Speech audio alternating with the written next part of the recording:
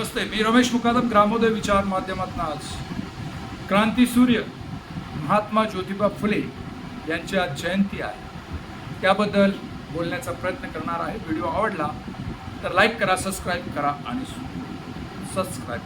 Forward करा.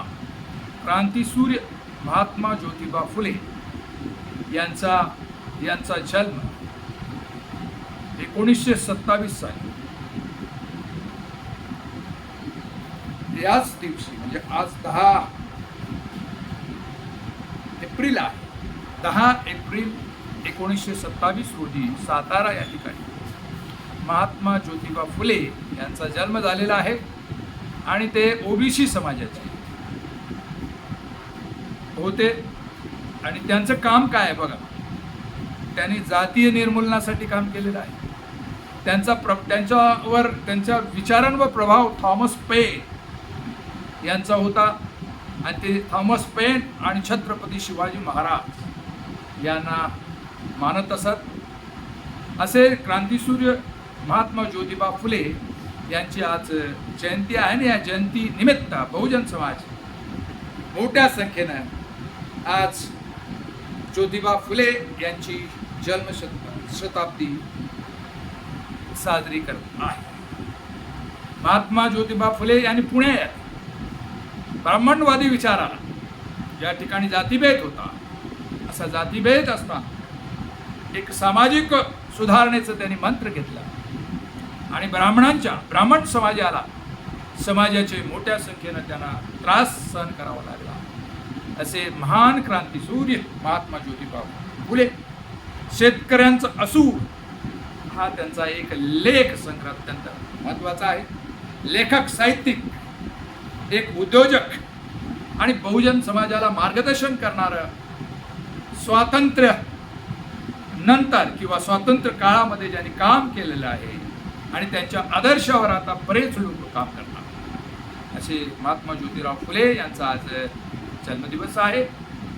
विविध संघटना त्यांचं काम पाहतात आणि स्त्री शिक्षणाची मूर्तमाट त्यांनी रोवली आणि आपल्या पत्नी क्रांतीसूर्य ज्या सावित्रीबाई फुले यांना त्यांनी पुढे आणलं आणि महिलांना एक शिक्षणाचं दार खुलं करून दिलं.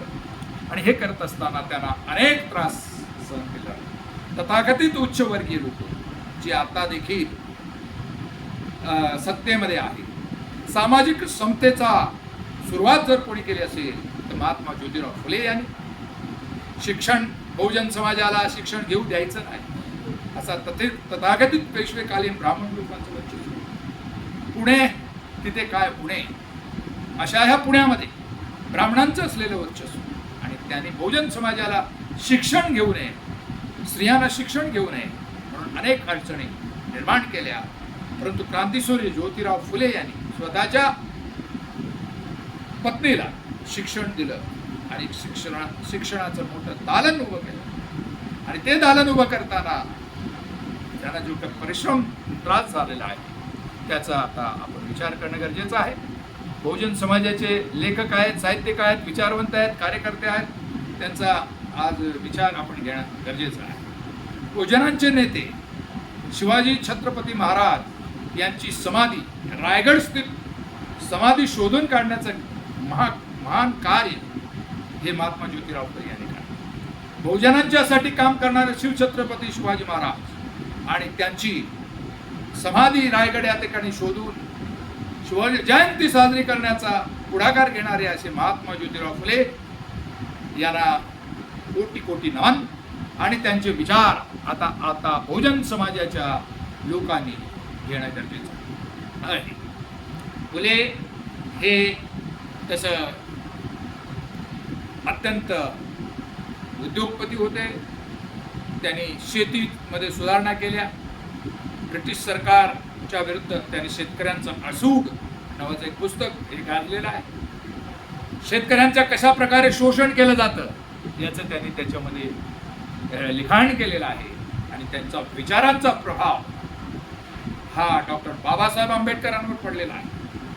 आणि सामाजिक समता जी आहे ती समता महात्मा फुलेंच्या विचारात मिळाली आणि त्यांचा प्रभाव हा डॉक्टर बाबासाहेब आंबेडकरांवर पडला आणि डॉक्टर बाबासाहेब आंबेडकर ज्याने घटना लिहिली आणि घटनेमध्ये सामाजिक समता हा विषय त्यांनी घेतलेला आहे. असे घटनाकार हे महात्मा ज्योतिराव फुले यांना गुरुस्थानी मानत असत. त्यावरून त्यांची महती समजते आणि सामाजिक समता त्या राज्यघटनेमध्ये जे डॉक्टर बाबासाहेब आंबेडकरांनी 26 जानेवारी 1950 साली जी राज्यघटना आपण लिहिलेली आहे त्याच्यामध्ये त्यांनी करत टाकलेला आहे. राखीव जागा देखील त्यांनी त्याच्यामध्ये ठेवलेली आहे. परत महात्मा ज्योतिबा फुले आणि ज्याप्रमाणे घटना लिहिली ते घटनाकार यांचे विचार आपल्याला पुढे घेऊन जायचं असेल तर तथाकथित उच्चवर्गीय ब्राह्मण क्षत्रिय ज्यांचा आज राजकारभारामध्ये प्रभाव आहे, जे उच्चवर्गीय आहे, ज्यांचा सत्तामध्ये 90% शेअर्स आहे, ज्यांच्या या देशाच्या उद्योगमध्ये 90% शेअर आहे, पण बहुजन जो समाज आहे, आगरी, कोळी, साळी, माळी, तेली, तांबोळी, बारा, आरुतेदार, बलुतेदार यांची परिस्थिती आज देशामध्ये का स्वातंत्र्य मिळून 70 वर्ष झालेली आहेत आणि असं असताना भांडवलशाही या ठिकाणी जोरात राबवली जाते आहे. शेतकऱ्यांच्या जागा जमिनी ह्या अल्प मोबदल्या भांडवलदारांना विकल्या जात आहेत आणि शासकीय जमिनी ज्या उद्योगधंद्यांना खाजगीकरण केलं जात आहे. ज्या शाळा ज्या स्त्री शिक्षणासाठी महात्मा ज्योतिबा फुले यांनी काम पाहिलं त्या शाळा आज खाजगीकरण चाललेलं आहे. सरकार आपल्याकडनं जे शिक्षणाला 6% निधी खर्च करणं गरजेचं आहे पण ते देखील करत नाही. सामाजिक समतेचा असलेला निधी हा महिलांना पैसे देऊन त्यांचे मतं मिळून घेण्यासाठी चाललेलं आहे जे काही काम आहे ते अत्यंत चुकीचं आहे. आता शिक्षण झालेलं आहे, यूट्यूबच्या माध्यमातून मोबाईलमध्ये आपण जागृती करतो आहे, जग जवळ आलेलं आहे. असं असताना बहुजन समाज याच्यापासून दूर ठेवलं जात आहे. स्वातंत्र्य, समता आणि बंधुता ही जी त्रिसूत्री राज्यघटनेमध्ये आहे ती देखील तारतार केली जाते आहे. संसदेमध्ये खासदारांना बोलू देत जात नाही. जे बहुजन समाजाचे खासदार आहेत ते कुठेतरी राजकीय पक्षांचे गुलाम झालेले आहेत आणि ते मूलभूत स्वातंत्र्य, समता आणि बंधुता ही लोकशाहीला टिकवण्याचे जे काही घटक आहेत त्याबद्दल संसदेमध्ये बोलताना दिसत नाही. जे सरकार आहे त्याच्याबद्दल आवाज उठवला जात नाही. 130 ओबीसी खासदार आणि एसटीचे जवळजवळ 100 खासदार म्हणजे निम्म्याहून अधिक खासदार हे मागासवर्गीय बहुजन समाजाचे असताना त्यांचा आवाज कुठेतरी संसदेमध्ये येत नाही किंवा मंत्री म्हणून त्यांना एक प्रभाव दिसत नाही. IAS IPS ऑफिसर म्हणून जे काही शासनाचं जे काही वित्तीय स्थान आहे त्या दृष्टीनं समाजाचा विकास होण्याचं दिसत नाही आहे. आता बहुजन समाजाच्या जे काही खासदार आमदार आहेत त्यांनी या गोष्टीचा विचार केला पाहिजे. बहुजन समाजाचे जे लेखक साहित्यिक आहेत त्यांनी आता विचार केला पाहिजे आणि देशाला क्रांती जी निर्माण झालेली आहे स्वातंत्र्य, समता आणि बंधुता हे टिकून ठेवण्यासाठी सर्वसामान्य माणसाला या राज्यघटनेची फळं मिळवण्यासाठी आता आपण एकत्र येऊया. जे जे बहुजन समाजाचे नेते आहेत, कार्यकर्ते आहेत किंवा जनता आहे त्यांना महात्मा ज्योतिराव फुले यांच्या कार्याची माहिती या निमित्तानं आपण कळूया. त्यांचे जे विचार आपण आत्मसात करू. या संदर्भात आपलं म्हणणं काय कमेंट्स करा आणि माझा व्हिडिओ आवडला तर लाईक करा, सबस्क्राईब करा आणि फॉरवर्ड करा. जय हिंद, जय महाराष्ट्र, जय भारत.